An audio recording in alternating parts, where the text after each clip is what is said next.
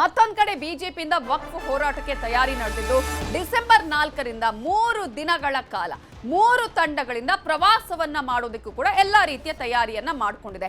ಅಧಿವೇಶನಕ್ಕೂ ಮುನ್ನ ಪ್ರವಾಸಕ್ಕೆ ಈಗ ಬಿಜೆಪಿ ತಯಾರಿಯನ್ನ ಮಾಡಿಕೊಂಡಿದ್ದು ಈ ವಿಚಾರದಲ್ಲಿ ಯಾವ ರೀತಿಯಾಗಿ ಬಿಜೆಪಿ ಹೋರಾಟ ಮಾಡಬೇಕಾಗಿತ್ತು, ಯಾವ ರೀತಿಯಾಗಿ ಜನರ ಸಮಸ್ಯೆಗಳನ್ನ ಇಟ್ಕೊಂಡು ಅಸ್ತ್ರವನ್ನಾಗಿ ಮಾಡ್ಕೊಳ್ಬಹುದಾಗಿತ್ತು. ಆದ್ರೆ ಇವರ ಈ ಒಂದು ರಾಜಕೀಯ ವಿಚಾರ ಇದೆಯಲ್ಲ, ಈ ರೀತಿಯಂತಹ ಬಣ ರಾಜಕೀಯ ಪ್ರತಿಷ್ಠೆಯ ವಿಚಾರ ತಮಗೆ ಕ್ರೆಡಿಟ್ ಹೋಗಬೇಕು ಅನ್ನುವಂತಹ ಹಪಾಹಪಿ ಇದೆಯಲ್ಲ, ಇದು ಜನರ ಸಮಸ್ಯೆ ಅಲ್ಲ, ಇವರಿಗೆ ಕ್ರೆಡಿಟ್ ತೆಗೆದುಕೊಳ್ಳುವಂತಹ ಒಂದು ಪ್ರತಿಷ್ಠೆಯಾಗಿ ಇಲ್ಲಿ ಕಾಣಿಸ್ತಾ ಇದೆ. ವಿಜಯೇಂದ್ರ, ಆರ್ ಅಶೋಕ್, ಛಲವಾದಿ ನಾರಾಯಣ ಸ್ವಾಮಿ ಟೀಮ್, ಸೊ 3 ನಾಯಕರ 3 ಟೀಮ್ಗಳಿಂದ ಪ್ರವಾಸವನ್ನ ಮಾಡಲಾಗುತ್ತೆ. ವರದಿ ಆಧರಿಸಿ ಅಧಿವೇಶನದಲ್ಲಿ ಹೋರಾಟಕ್ಕೆ ಪ್ಲಾನ್ ಅನ್ನ ಮಾಡಿಕೊಂಡಿದ್ದು ಡಿಸೆಂಬರ್ 4, 5, 6ರಂದು 3 ತಂಡಗಳಿಂದ ರಾಜ್ಯ ಪ್ರವಾಸವನ್ನ ಕೈಗೊಳ್ಳಲಾಗುತ್ತೆ. ಡಿಸೆಂಬರ್ 9ರಿಂದ ಅಧಿವೇಶನ ಆರಂಭ ಆಗುತ್ತೆ. ರಾಜ್ಯಾದ್ಯಂತ 3 ತಂಡಗಳನ್ನ ರಚಿಸಿ ಆ 3 ತಂಡಗಳು ಆಯಾ ಸಂಬಂಧಿತ ಜಿಲ್ಲೆಗಳಿಗೆ ಹೋಗಿ ಅಲ್ಲಿ ಎಲ್ಲ ನೊಂದವರ ಜೊತೆಗೆ ಅವರ ಅಹವಾಲನ್ನ ಕೇಳಿ ಆನಂತರದಲ್ಲಿ ಸದನಕ್ಕೆ ಬರುವಂತಹ ತೀರ್ಮಾನವನ್ನ ಮಾಡಲಾಗಿದೆ. ಈ ತಂಡಗಳು ಈಗಾಗಲೇ ತಮಗೆ ಗೊತ್ತಿದೆ, ನಮ್ಮ ಭೂಮಿ ನಮ್ಮ ಹಕ್ಕು ಅನ್ನುವಂತಹ ಹೋರಾಟದ ಅಡಿಯಲ್ಲಿ ಸನ್ಮಾನ್ಯ ರಾಜ್ಯಾಧ್ಯಕ್ಷರಾಗಿರುವಂತಹ ವಿಜಯೇಂದ್ರ ಅವರ ನಾಯಕತ್ವದಲ್ಲಿ ಒಂದು ತಂಡ, ಸನ್ಮಾನ್ಯ ವಿಧಾನಸಭೆಯ ಪ್ರತಿಪಕ್ಷದ ನಾಯಕರಾಗಿರುವಂತಹ ಆರ್ ಅಶೋಕ್ ಅವರ ನೇತೃತ್ವದಲ್ಲಿ ಒಂದು ತಂಡ ಮತ್ತು ವಿಧಾನ ಪರಿಷತ್ತಿನ ನಾಯಕರಾಗಿರುವಂತಹ ಸನ್ಮಾನ್ಯ ಛಲವಾದಿ ನಾರಾಯಣ ಸ್ವಾಮಿ ಅವರ ನೇತೃತ್ವದಲ್ಲಿ ಒಂದು ತಂಡ. ಈ 3 ತಂಡಗಳಲ್ಲಿ ಎಲ್ಲ ಪ್ರಮುಖರನ್ನ, ಹಾಲಿ ಮಾಜಿ ಶಾಸಕರು, ಸಂಸದರು ಮತ್ತೆ ಆ ಜಿಲ್ಲೆಯಲ್ಲಿ ಇರುವಂತಹ ಎಲ್ಲ ಪದಾಧಿಕಾರಿಗಳು, ರೈತ ಮುಖಂಡರು, ಇವರನ್ನ ಒಳಗೊಂಡಂತೆ ತಂಡವನ್ನ ಮಾಡಲಾಗಿದೆ. ಸೊ ಈಗ ಇವ್ರು ಮಾಡ್ತಾ ಇರುವಂತಹ ಹೋರಾಟ ಯಾವುದು? ವಕ್ಫ್ ವಿಚಾರ. ಆದ್ರೆ ಇಲ್ಲಿ ಹೋರಾಟವನ್ನ ಮಾಡೋದಕ್ಕೆ ಇವರು ಈಗ ಪ್ರಯತ್ನವನ್ನ ಪಡ್ತಾ ಇದ್ದಾರೆ. ಆದ್ರೆ ಬಹಳ ಇಂಟ್ರೆಸ್ಟಿಂಗ್ ವಿಚಾರ ಏನಪ್ಪಾ ಅಂತ ಹೇಳಿದ್ರೆ, ಇದು ಬಿಜೆಪಿಗೆ ತಿರುಗುಬಾಣ ಆಯ್ತಾ, ವಕ್ಫ್ ವಿರುದ್ಧದ ಹೋರಾಟ ಅಂತ ಹೇಳಿ. ಹೋರಾಟ ಮಾಡೋದಕ್ಕೆ ಎಲ್ಲಾ ರೀತಿಯ ತಯಾರಿ ಮಾಡ್ಕೊಂಡಿದ್ದಾರೆ. 2 ಬಣಗಳ ಮೂಲಕ ಹೋರಾಟ ನಡೀತಾ ಇದೆ. ಆದ್ರೆ ಕಾಂಗ್ರೆಸ್ಗಿಂತ ಬಿಜೆಪಿ ಸರ್ಕಾರದಲ್ಲೇ ಹೆಚ್ಚು ವಕ್ಫ್ ನೋಟಿಸ್ ಅನ್ನ ನೀಡಲಾಗಿರೋದು. ವಕ್ಫ್ ಆಸ್ತಿಯ ರಕ್ಷಣೆಗೆ ಡಿಸಿಗಳಿಗೆ ಅಂದಿನ ವಿಧಾನಮಂಡಲ ಸಮಿತಿ ಹೇಳಿತ್ತು, ಆಸ್ತಿ ರಕ್ಷಣೆ ಮಾಡಿ ಅಂತ ಹೇಳಿ ಡಿಸಿಗಳಿಗೆ ಹೇಳಿಕೆಯನ್ನ ಕೊಡಲಾಗಿತ್ತು. ಬಿಜೆಪಿ ಅವಧಿಯಲ್ಲಿ 1735 ನೋಟಿಸ್ ಜಾರಿಯಾದ್ರೆ ಕಾಂಗ್ರೆಸ್ ಅವಧಿಯಲ್ಲಿ 1201 ನೋಟಿಸ್ ಜಾರಿಯಾಗಿದೆ. ಬಿಎಸ್ವೈ ಬಸವರಾಜ ಬೊಮ್ಮಾಯಿ ಸಿಎಂ ಆದಂತಹ ಸಂದರ್ಭದಲ್ಲೇ ಹೆಚ್ಚು ನೋಟಿಸ್ ಈ ಸಂದರ್ಭದಲ್ಲೇ ಜಾರಿಯಾಗಿರೋದು. ಹಾಗಾದ್ರೆ ಈಗ ಬಿಜೆಪಿಗೆ ಯಾವ ನೈತಿಕತೆ ಇದೆ ಅಂತ ಕಾಂಗ್ರೆಸ್ಸಿಗರು ಪ್ರಶ್ನೆ ಮಾಡ್ತಿದ್ದಾರೆ. ನಮ್ಮ ಅವಧಿಯಲ್ಲಿ ಅಥವಾ ಅವತ್ತು ಕೂಡ ಮುಚ್ಚಿಡಕ್ಕಾಗಲ್ಲ ಜಾಸ್ತಿ ದಿವಸ. ಈಗ ನಮ್ಮ ಮೇಲೆ ಆಪಾದನೆ ಮಾಡ್ತಿದ್ರು, ನೀವು ಕೊಟ್ಟಿದ್ದೀರಿ, ನೋಟಿಸ್ ಕೊಟ್ಬಿಟ್ಟಿದ್ದೀರಾ ಅಂತ. ಇವ್ರೇನು ಮಾಡಿದ್ರು? ಇವರು ಒಂದು ಸಮಿತಿ ಮಾಡಿ, ಕುಮಾರ್ ಬಂಗಾರಪ್ಪನವರ ಅಧ್ಯಕ್ಷತೆಯಲ್ಲಿ ಸಮಿತಿ ಮಾಡಿ ಇವರು ನೋಟಿಸ್ಗಳು ಜಾರಿ ಮಾಡಿದ್ದಾರೆ. ಎಷ್ಟು ಎಕರೆ ಜಾರಿ ಮಾಡಿದ್ದಾರೆ? 2900 ಎಕರೆ. ಇದು ಸಿದ್ದರಾಮಯ್ಯನವ್ರ ಕಾಲಕ್ಕೆ ಬರೀ 300 ಚಿಲ್ಲರೆ ಎಕರೆ. ಯಾರ್ದು ಜಾಸ್ತಿ? ಯಾರ ಮೇಲೆ ಆಪಾದನೆ ಮಾಡ್ಬೇಕು ನಾವು? ಈಗೆಲ್ಲ ಇವರು ಇಡೀ ರಾಜ್ಯ ಸುತ್ತ ಕೊಟ್ಟಿದ್ದಾರಲ್ಲ ಬಿಜೆಪಿ ಮುಖಂಡರುಗಳು, ಅವರಿಗೆ ಇದೆಲ್ಲ ಅರ್ಥ ಆಗಬೇಕು. ಅವರೇ ಮಾಡಿದ್ದು ಅಂತ.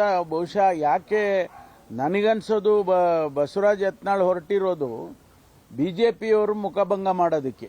ಯಾಕಂದ್ರೆ ಬಿಜೆಪಿಯವರು ಹೆಚ್ಚು ಮಾಡಿದ್ದಾರೆ ಅಂತ ಹೇಳಿ ಗೊತ್ತಾದ ಮೇಲೆ ಕೂಡ ಹೊರಟಿದ್ದಾರೆ ಅಂದ್ರೆ ಅವರು ಬಿಜೆಪಿಯವರಿಗೆ ಮುಜುಗರ ಮಾಡೋದಕ್ಕೆ ಹೊರಟಿದ್ದಾರೆ ಅಂತ ಅನ್ಸುತ್ತೆ ನನಗೆ.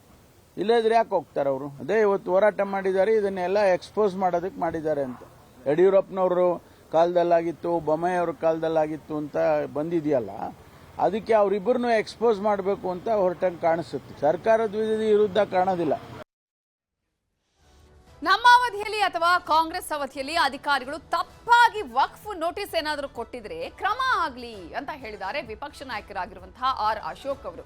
ನಮ್ಮ ಕಾಲದಲ್ಲಿ ರೈತರಿಗೆ ನೋಟಿಸ್ ಕೊಟ್ಟಿದ್ರೆ ಅದು ಕೂಡ ತಪ್ಪು ಅಂತ ಅಶೋಕ್ ಹೇಳಿದ್ದಾರೆ. ಈಗಾಗಲೇ ಡಾಕ್ಟರ್ ಜಿ ಪರಮೇಶ್ವರ್ ಕೊಟ್ಟರು ಲೆಕ್ಕ, ಯಾವ ರೀತಿಯಾಗಿ ಬಿಜೆಪಿ ಇದ್ದಂತಹ ಅಧಿಕಾರದ ಸಂದರ್ಭದಲ್ಲಿ ಎಷ್ಟು ನೋಟಿಸ್ ಕೊಟ್ಟಿದ್ದಾರೆ, ಈಗ ಎಷ್ಟು ಕೊಡಲಾಗಿದೆ ಅಂತ ಹೇಳಿ. ಇದಕ್ಕೆ ಏನ್ ಹೇಳ್ತಾರೆ ಆರ್ ಅಶೋಕ್ ಅವರು? ಹಾಗಾದ್ರೆ ನಮ್ಮ ಸರ್ಕಾರದ ಅವಧಿಯಲ್ಲಿ ನಾವು ನೋಟಿಸ್ ಕೊಟ್ಟಿರೋದು ಮಾಂಪಾಡಿ ವರದಿ ಏನಿದೆ, ವಕ್ಫ್ ಬೋರ್ಡ್ ಅಲ್ಲಿ ಅಕ್ರಮ ನಡೀತಾ ಇದೆ ಅಂತ ಮೊದಲ ಬಾರಿಗೆ ಬಿಜೆಪಿ ಸರ್ಕಾರನೇ ಸಮಿತಿಯನ್ನ ನೇಮಕ ಮಾಡಿ ಮಾಂಪಾಡಿ ಅವರನ್ನ ಅಧ್ಯಕ್ಷತೆ ಮಾಡಿ ಅವರಿಗೆ ಎಲ್ಲ ರೀತಿಯಾದಂಥ ಸೌಕರ್ಯಗಳನ್ನು ಕೊಟ್ಟು ಅಧಿಕಾರಿಗಳು ಇಲಾಖೆ ಇವೆಲ್ಲ ಸೌಕರ್ಯ ಕೊಟ್ಟು ತನಿಖೆ ಮಾಡೋಕ್ಕೆ ನಾವು ಹೇಳಿದ್ರಿ. ಕಾಂಗ್ರೆಸ್ ಅವರು ಅವ್ರ ಜೀವಮಾನದಲ್ಲೇ ವಕ್ಫ್ ಬೋರ್ಡಲ್ಲಿ ಅವ್ಯವಹಾರ ಆಗಿದೆ ಅಂತ ಅವರು ಹೇಳಕ್ಕೆ ತಯಾರಿಲ್ಲ. ಯಾಕಂದರೆ ಮತ ಬ್ಯಾಂಕ್, ವೋಟ್ ಪಾಲಿಟಿಕ್ಸ್. ನಾವು ತನಿಖೆ ಮಾಡಿದಾಗ ಅದರಲ್ಲಿ ಬಹಳಷ್ಟು ಕಾಂಗ್ರೆಸ್ಸಿನ ನಾಯಕರುಗಳು, ದೊಡ್ಡ ದೊಡ್ಡ ನಾಯಕರು, ಕೇಂದ್ರ ಮತ್ತು ರಾಜ್ಯದ ನಾಯಕರುಗಳು ಲಕ್ಷಾಂತರ ಎಕರೆ ಜಮೀನನ್ನು ಒತ್ತುವರಿ ಮಾಡಿಕೊಂಡು ಮಾರಾಟ ಮಾಡಿರೋದು ವರದಿಯಲ್ಲಿ ಮನ್ನಣೆ ಆಗಿತ್ತು. ಅದಕ್ಕೋಸ್ಕರ ನಾವು ಇದನ್ನು ಪರಿಶೀಲನೆ ಮಾಡೋಕ್ಕೋಸ್ಕರ ನೋಟಿಸ್ಗಳನ್ನು ಕೊಟ್ಟಿರ್ಬೋದು. ಅದು ಇಲ್ಲ ಅಂತ ಹೇಳಲ್ಲ. ತಪ್ಪು ಕೊಟ್ಟಿದ್ರೆ ನೋಟಿಸು ಅಧಿಕಾರಿನ ಜೈಲ್ಗೆ ಹಾಕಿ. ನಿಮ್ಮ ಅವಧಿಯಲ್ಲಿ ಕೊಟ್ಟಿರಲಿ, ನಮ್ಮ ಅವಧಿಯಲ್ಲಿ ಕೊಟ್ಟಿರಲಿ, JDS ಅವಧಿಯಲ್ಲಿ ಕೊಟ್ಟಿರಲಿ, ಅದು ಪ್ರಶ್ನೆ ಅಲ್ಲ. ಇವತ್ತು ಪ್ರಶ್ನೆ ಇರ್ತಕ್ಕಂಥದ್ದು ರೈತರನ್ನ ಒಕ್ಕಲೆಬ್ಬಿಸುವಂಥದ್ದು, ಇದು ಇವತ್ತಿನ ಪ್ರಶ್ನೆ. ಆ ದೃಷ್ಟಿಯಿಂದ ಈಗ ನಾವು ಕೊಟ್ಟಿದ್ರೆ ನಾವು ಅಧಿಕಾರಿನ ರಕ್ಷಣೆ ಮಾಡಬೇಕು. ಯಾಕಂದ್ರೆ ನಮ್ಮ ಅವಧಿಯಲ್ಲಿ ನಾವು ಕೊಟ್ಟಿರ್ತೀರಿ, ಅಧಿಕಾರಿನ ನಾವು ರಕ್ಷಣೆ ಮಾಡಿ, ಆ ಪ್ರಶ್ನೆನೇ ಇಲ್ಲ. ಆ ಅಧಿಕಾರಿನೂ ಜೈಲ್ಗೆ ಹಾಕಿ, ನಾವೇನು ಸಮಸ್ಯೆ ಇಲ್ಲ. ಇದು ನೋಡಿದ್ರೆ ಎಲ್ಲ ರೈತರಿಗೆ ನೋಟಿಸ್ ಸರ್ವ್ ಆಗಿರುವಂಥದ್ದು ಒಳ್ಳೆಯ ಬೆಳವಣಿಗೆ ಅಲ್ಲ. ಆ ದೃಷ್ಟಿಯಿಂದ ನಾನು ಸರ್ಕಾರಕ್ಕೆ ಆಗ್ರಹ ಮಾಡ್ತಾ ಇದ್ದೀನಿ, ಇವಾಗ ಯಾರು ನೋಟಿಸ್ ಕೊಟ್ಟವರೋ ಅಧಿಕಾರಿನೂ ಜೈಲ್ಗೆ ಹಾಕಿ, ಅವಾಗ ಯಾರು ಕೊಟ್ಟು BJP ಅವಧಿಯಲ್ಲಿ ಕೊಟ್ಟಿದ್ರೆ ಅವ್ರನ್ನೂ ಜೈಲ್ಗೆ ಹಾಕಿ. ಇದೇ ವಿಚಾರಕ್ಕೆ ಸಂಬಂಧಪಟ್ಟ ಹಾಗೆ ಇನ್ನಷ್ಟು ಡೀಟೇಲ್ಸ್ ಅನ್ನ ಕೊಡೋದಕ್ಕೆ ನಮ್ಮ ಪೊಲಿಟಿಕಲ್ ಬ್ಯೂರೋ ಹೆಡ್ ಆಗಿರುವಂತಹ ಚಿದಾನಂದ ಪಟೇಲ್ ಈಗ ಫೋನ್ ಸಂಪರ್ಕದಲ್ಲಿ ಜಾಯಿನ್ ಆಗಿದ್ದಾರೆ. ಚಿದಾನಂದ ಪಟೇಲ್, ಈಗಾಗಲೇ ಬಿಜೆಪಿ ಅದರಲ್ಲೂ ಕೂಡ ಎರಡೆರಡು ಹೋರಾಟ, 4 ತಂಡಗಳು ಅಂತ ಹೇಳಿ, ಒಂದ್ ಕಡೆ ನಾಡಿನಿಂದ 3 ತಂಡ, ಇವತ್ತಿನಿಂದಲೇ ಮತ್ತೊಂದು ತಂಡ ಈ ರೀತಿಯ ಹೋರಾಟ ಮಾಡ್ತಾ ಇದೆ. ಆದ್ರೆ ಈಗ ಬಿಜೆಪಿ ಅವರಿಗೆ ಮುಜುಗರ ಆಗುವಂತಹ ವಿಚಾರ ಅಂತ ಹೇಳಿದ್ರೆ, ಕಾಂಗ್ರೆಸ್ನವರು ಹೇಳ್ತಾ ಇದ್ದಾರೆ ಅವರ ಕಾಲದಲ್ಲೇ 1700ಕ್ಕೂ ಹೆಚ್ಚು ನೋಟಿಸ್ ಕೊಟ್ಟಿದ್ದಾರೆ, ನಾವಷ್ಟು ಕೊಟ್ಟಿಲ್ಲ ಅಂತ ಹೇಳಿ. ಇಂತಹ ಸಂದರ್ಭದಲ್ಲಿ ಈಗ ಯಾವ ರೀತಿಯಾಗಿ ರಾಜಕೀಯ ಚರ್ಚೆಗಳು, ರಾಜಕೀಯ ವಿದ್ಯಮಾನಗಳು ನಡೀತಾ ಇದೆ ಈ ವಿಚಾರದಲ್ಲಿ? ನವಿತಾ ಜೈನ್, ಭಾರತೀಯ ಜನತಾ ಪಕ್ಷದಲ್ಲಿ ಈಗಾಗಲೇ ಸ್ಪಷ್ಟವಾಗಿ 2 ಬಣ ಇರ್ತಕ್ಕಂಥದ್ದು. ಭಾರತೀಯ ಜನತಾ ಪಕ್ಷದ ರಾಜ್ಯಾಧ್ಯಕ್ಷರಾಗಿರ್ತಕ್ಕಂಥ BV ವಿಜೇಂದ್ರ ಅವರು ವಕ್ಫ್ ಹೋರಾಟ ಸಂಬಂಧಪಟ್ಟ ಹಾಗೆ ಹೋರಾಟದ ರೂಪುರೇಷೆ ಮಾಡಿದ್ರೆ, ಇದರ ಬೆನ್ನಲ್ಲೇ ವಿಜೇಂದ್ರ ವಿರುದ್ಧದ ಬಣ ಅಂದ್ರೆ ಯತ್ನಾಳ್ ಬಣ ಇವತ್ತು ಬೀದರ್ನಿಂದ ವಕ್ಫ್ ಸಂಬಂಧಪಟ್ಟ ಹಾಗೆ ಹೋರಾಟವನ್ನು ಹಮ್ಮಿಕೊಂಡಿರ್ತಕ್ಕಂಥದ್ದು. ಇದರ ಬೆನ್ನಲ್ಲೇ ಇದೀಗ ಭಾರತೀಯ ಜನತಾ ಪಕ್ಷ ಯಾವ ವಕ್ಫ್ ವಿರುದ್ಧ ಹೋರಾಟವನ್ನು ಮಾಡ್ತದೆ, ಹೋರಾಟದ ಬೆನ್ನಲ್ಲೇ ಇದೀಗ ಭಾರತೀಯ ಜನತಾ ಪಕ್ಷದ ಸರ್ಕಾರ ಇದ್ದಂತ ಅವಧಿಯಲ್ಲಿ ಅತಿ ಹೆಚ್ಚು ನೋಟಿಸ್ ಅನ್ನ ಕೊಟ್ಟಿರ್ತಕ್ಕಂಥದ್ದು ಮತ್ತು ಪಹಣಿಯನ್ನ ಬದಲಾವಣೆ ಮಾಡಿರೋ ಸಂಬಂಧಪಟ್ಟಾಗೆ ಇದೀಗ ಹೊರಬರ್ತಿರ್ತಕ್ಕಂಥದ್ದು. 1700ಕ್ಕೂ ಹೆಚ್ಚು ನೋಟಿಸ್ಗಳನ್ನ ಕೊಟ್ಟಿರ್ತಕ್ಕಂಥದ್ದು, ಪಹಣಿ ಬದಲಾವಣೆ ಮಾಡಿರ್ತಕ್ಕಂಥದ್ದು ಭಾರತೀಯ ಜನತಾ ಪಕ್ಷ ಸರ್ಕಾರದ ಅವಧಿಯಲ್ಲಿ ಅಂತೇಳಿ ಇದೀಗ ಏನು ದಾಖಲೆ ಸಮೇತ ಹೊರಬರ್ತಿರ್ತಕ್ಕಂಥ. ಹಾಗಾಗಿ ಭಾರತೀಯ ಜನತಾ ಪಕ್ಷ ನಾಯಕರು ಇದೀಗ ಯಾವ ರೀತಿ ಡಿಪೆಂಡ್ ಮಾಡ್ಕೊಳ್ತಾರೆ ಅಂತ ಕೂಡ ಯಕ್ಷ ಪ್ರಶ್ನೆ. ಯಾಕಂತ ಹೇಳಿದ್ರೆ ಬೆಳಗಾವಿ ಚಳಿಗಾಲದ ಅಧಿವೇಶನದಲ್ಲಿ ಭಾರತೀಯ ಜನತಾ ಪಕ್ಷ ವಕ್ಫ್ ಹೋರಾಟವನ್ನ ಪ್ರಮುಖ ಅಜೆಂಡಾವಾಗಿ ತೆಗೆದುಕೊಂಡಿರ್ತಕ್ಕಂಥದ್ದು. ಇದರ ಬೆನ್ನಲ್ಲೇ ಭಾರತೀಯ ಜನತಾ ಪಕ್ಷ ಸರ್ಕಾರ ಕೊಟ್ಟಿರ್ತಕ್ಕಂಥ ರೈತರುಗಳೇ ಮತ್ತು ಮಠಮಾನ್ಯಗಳಿಗೆ ಏನು ವಕ್ಫ್ ಆಸ್ತಿ ಅಂತ ಹೇಳಿ ಪಹಣಿಯನ್ನ ಬದಲಾವಣೆ ಮಾಡಿರುವಂತದ್ದು, ನೋಟಿಸ್ ಅನ್ನ ಕೊಟ್ಟಿರುವಂತದ್ದು ಕೂಡ ಈಗ ಚರ್ಚೆಗೆ ಇಂಬು ಕೊಟ್ಟಿರ್ತಕ್ಕಂಥದ್ದು. ಹಾಗಾಗಿ ಎಲ್ಲ ಒಂದ್ ಕಡೆ ಒಂದಷ್ಟು ಹೋರಾಟದ ನಡುವೆ ಕೂಡ ಇದು ತಿರುಗುಬಾಣ ಆದ್ರೂ ಆಶ್ಚರ್ಯ ಪಡಬೇಕಾಗಿಲ್ಲ. ಯಾಕಂತೇಳಿ ಈಗಾಗಲೇ ಭಾರತೀಯ ಜನತಾ ಪಕ್ಷದ ಇಬ್ಬದಿ ನೀತಿಯನ್ನ ವಿರೋಧಿಸಿ DCM DK ಶಿವಕುಮಾರ್ ಸೇರಿದಂತ ಅನೇಕ ಸಚಿವರುಗಳೀಗ ವಾಗ್ದಾಳಿ ನಡೆಸ್ತಿರ್ತಕ್ಕಂಥದ್ದು.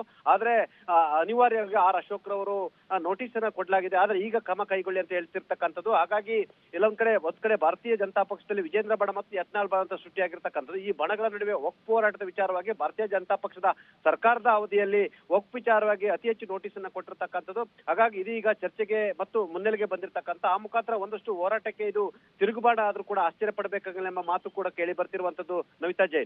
Thank you Chidananda Patel ಡೀಟೇಲ್ಸ್ಗೆ.